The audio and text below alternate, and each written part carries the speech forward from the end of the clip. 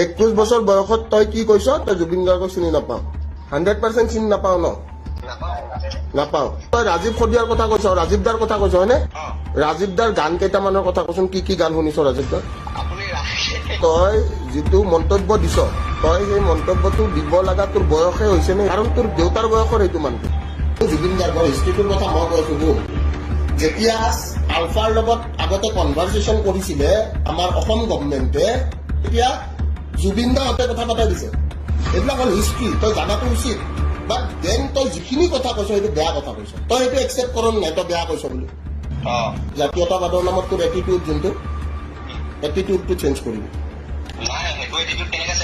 তোৰ এইটোৱে শুন তোক মই কি কৈ আছো শুনা তই জাতীয়তাবাদৰ নাম লৈ কিনে তোৰ এই দম্ভালি নেদেখাবি তোতকে বয়সত ডাঙৰ এইখিনি মৰ্যাদা ৰাখিবি তই সন্মান দেখিছো তোৰ